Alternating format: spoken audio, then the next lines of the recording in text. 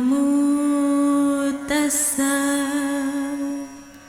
भगवतो अरहतो सम्मा संबुद्धस्स। बुद्ध और उनका धम्म बाबा साहेब डॉक्टर अम्बेडकर द्वारा रचित कालजयी पुस्तकों के इस रचना संसार में आपका स्वागत है।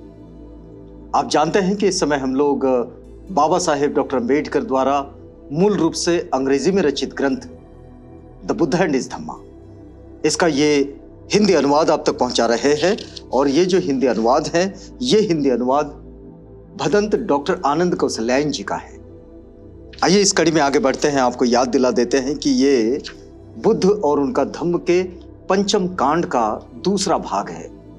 और इस दूसरे भाग में तथागत बुद्ध जिस भिक्षु संघ की कल्पना करते हैं, वो भिक्षु तथागत बुद्ध की संकल्पना में कैसे होते हैं, इसका एक छोटा सा विवरण बाबा साहेब डॉक्टर अम्बेडकर ने अपने इस ग्रंथ में यानी कि बुद्ध और उनका धम्म में लिखे हैं। हमने देखी पिछली कड़ी में ये बात देखी थी कि भिक्षु क्या होते हैं। आइए इस कड़ी में इसी अध्याय में आगे बढ़ते हैं। बाबा साहेब लिखते हैं कि जिस भिक्षु के हृदय में करुणा मैत्री है, जो बुद्ध के शासन में प्रसन्न है, वह निब्बाण को प्राप्त करेगा।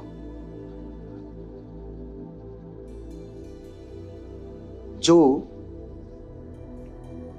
अपने हृदय में करुणा और मैत्री इनको स्थान देता है, उसको संजोए रखता है, और जो बुद्ध शासन में प्रसन्न है, आनंदित है, वो निब्बाण को प्राप्त करेगा। आश्रव क्षय से प्राप्त होने वाले सुख को वो भिक्षु प्राप्त करेगा, क्योंकि उसके आश्रव यहां टूट जाएंगे। लिखा गया है कि हे भिक्षु, इस जीवन रूपी नौका को जरा हल्का कर डाल। ये जो जीवन रूपी नौका है, इसको बड़े बोझ में रखते हैं लोग। ये डालो, वो डालो, वो डालो, ये चाहिए, वो चाहिए, वो चाहिए, ऐसे बहुत सारा बोझ अपने सिर पर रख लेते हैं। हल्का कर देने से इसकी गति तेज हो जाएगी। तथागत कहते हैं ये सारा जो बोझ है, इसे हल्का कर दो तो फिर जीवन की गति जरा तेज हो जाएगी। राग और द्वेष के बंधन को काट देने से निब्बाण अभिमुख हो जाते हैं। राग और द्वेष के बंधनों को काट देने से निब्बाण अभिमुख हो जाते हैं। 5 बंधनों को काट दें, 5 को छोड़ दे और 5 से ऊपर उठ जा। एक भिक्षु जिसने 5 बंधनों से मुक्ति प्राप्त कर ली, ओघत तीर्ण कहलाता है, यानी कि बाढ़ से बचा हुआ। जो 5 बंधन है उसको जो काट देता है, जो आश्रव है उनसे जो पार चला जाता है, उसे कहा जाता है कि बाढ़ से बचा हुआ, यानी कि बाढ़ आकर चली गई और ये बचा रहा। भिक्षु ध्यान लगा, प्रमाद मत कर, सावधान रहे ताकि तेरा चित्त काम सुखों में ही ना घूमता रहे। अगर चित्त काम भोग वाले विचारों के साथ इधर उधर घूमता रहेगा, काम सुखों में ही घूमता रहेगा, तो काम नहीं चलेगा। इससे सावधान रहना है। और प्रमाद मत कर, जो प्रज्ञावान नहीं है वो ध्यान नहीं कर सकता। बड़े स्पष्ट रूप से तथागत कहते हैं, और बाबा साहेब अपने इस बुद्ध और उनका धम्म में लिखते हैं कि जो प्रज्ञावान नहीं है वो ध्यान नहीं लगा सकता, जो ध्यान नहीं लगाता वो प्रज्ञा को प्राप्त नहीं कर सकता। देखिए दोनों चीजें, जो प्रज्ञावान नहीं है वो ध्यान नहीं लगा सकता, और जो ध्यान नहीं लगाता वो प्रज्ञावान हो नहीं सकता। जो प्रज्ञावान है और जो ध्यानी है वो ही निब्बाण के समीप है। बड़े स्पष्ट रूप से कहते हैं तथागत कि जो प्रज्ञावान है और जो ध्यानी है वो ही निब्बाण के समीप है। भिक्षु जब अपने एकांतवास में प्रवेश करता है और जब उसका चित्त शांत होता है, जब उसे सद्धर्म का साक्षात्कार होता है, तो उसे दिव्य सुख का अनुभव होता है। अगर किसी को दिव्य सुख का अनुभव प्राप्त करना है तो उसे एकांतवास की ओर जाना होता है।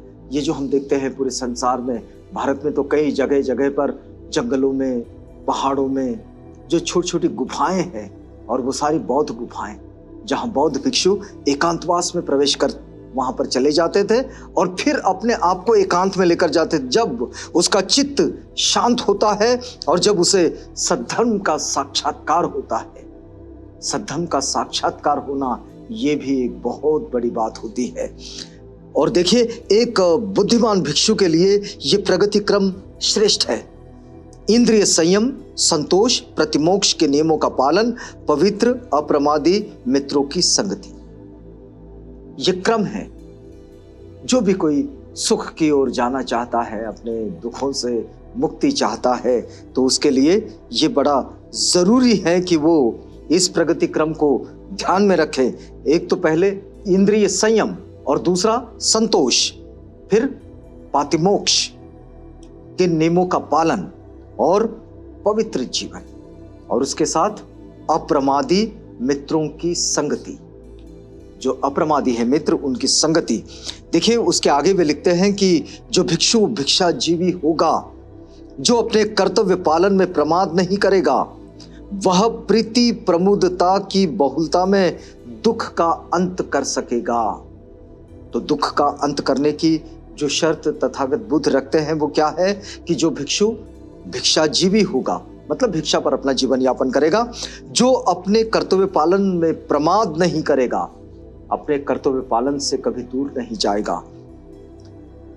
फिर वे लिखते हैं कि अपने से अपने को उत्साहित कर, हे भिक्षु, अपने को अपने से उत्साहित कर, किसी और से नहीं, स्वयं स्फूर्ति से, और अपने से अपनी परीक्षा कर। आपका परीक्षण कोई दूसरा नहीं कर सकता, अपना परीक्षण हम स्वयं कर सकते हैं।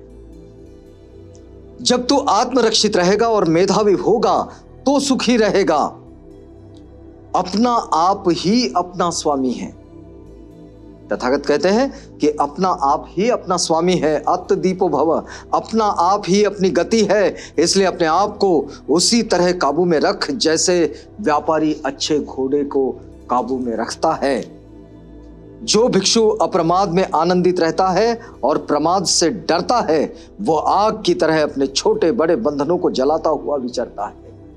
जो, देखिए बड़ी महत्वपूर्ण बात की, जो भिक्षु अप्रमाद में आनंदित रहता है, जो मोह से दूर होकर अप्रमादी होकर आनंदित रहता है, और जो प्रमाद से डरता है, वो आग की तरह अपने छोटे बड़े बंधनों को जलाता हुआ विचरता है। जो भिक्षु अप्रमाद में आनंदित रहता है, बस उसे निब्बाण के समीप ही जानो। तथागत कहते हैं कि उस भिक्षु को बिल्कुल निब्बाण के समीप ही जानो। आगे बाबा साहेब लिखते हैं कि गौतम बुद्ध के श्रावक सदैव जागरूक रहते हैं, उन्हें दिन रात बुद्ध का ध्यान रहता है। भिक्षुओं को दिन रात बुद्ध का ध्यान रहता है, उन्हें दिन रात संघ का ध्यान रहता है, उन्हें दिन रात धम्म का ध्यान रहता है, उन्हें दिन रात अपनी शरीर संबंधी क्रियाओं का ध्यान रहता है। उन्हें दिन रात किस चीज का ध्यान रहता है? अपनी शरीर संबंधी क्रियाओं का, कि शरीर में हो क्या रहा है, इस मन में हो क्या रहा है। फिर उन्हें दिन रात करुणा अहिंसा का ध्यान रहता है। वे एक कदम भी आगे बढ़ाते हैं तो उन्हें इस बात का ध्यान रहता है कि कोई हत्या ना हो जाए। अहिंसा का ध्यान रहता है उन्हें। तथागत बुद्ध के श्रावक सदैव जागरूक रहते हैं, उन्हें दिन रात योगाभ्यास यानी कि भावना का ध्यान रहता है। तथागत बुद्ध के जो श्रावक होते हैं उन्हें हमेशा सम्यक व्यायाम का ध्यान रहता है। तथागत कहते हैं कि देखो, संसार छोड़ना भी कठिन है और संसार में रहना भी कठिन है। दोनों चीजें अनुभव की जा सकती है कि संसार में रहना भी कठिन है और संसार को छोड़कर जाना भी कठिन है। विहार भी दुष्कर है और घर भी दुष्कर है। अगर कोई भिक्षु विहार में ही रहना पसंद करता हो तो विहार भी दुष्कर है, और किसी को घर में रहना पसंद हो तो घर भी दुष्कर है। अपने समान लोगों के साथ गृहस्थी भी आसान नहीं, अपने समान लोगों के साथ गृहस्थी भी आसान नहीं, और प्रव्रजित का जीवन भी आसान नहीं है। कभी चीवर के साथ जीवन यापन करके देखें। बौद्धों में बड़ी अच्छी जीवन पद्धति है। वे श्रामणेर दीक्षाएं लेते हैं। श्रामणेर ये भिक्षु जीवन का अभ्यास है, तो ये अभ्यास करते हैं। तो ये प्रव्रजित जीवन भी कठिन है और गृहस्थ जीवन भी कठिन है। गृहस्थी में रहना भी आसान नहीं।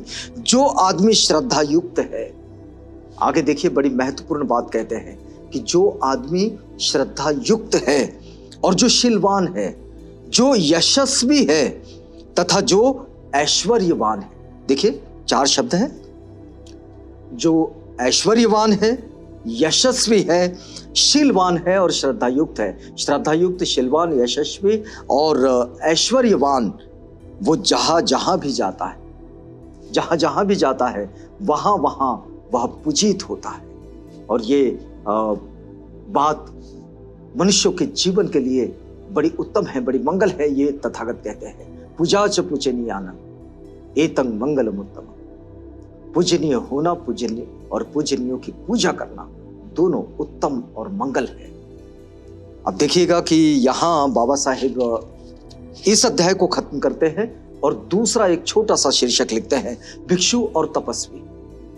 तो भिक्षु और तपस्वी की बात आपको बताएंगे अगली कड़ी में। यहाँ हम रुकते हैं इस वादे के साथ कि अगली कड़ी में आपसे पुनः भेंट होगी, जब हम इस पठन पाठन की प्रक्रिया में बुद्ध और उनका धम्म की आगे बढ़ेंगे। तो तब तक के लिए हमें इजाजत दीजिएगा।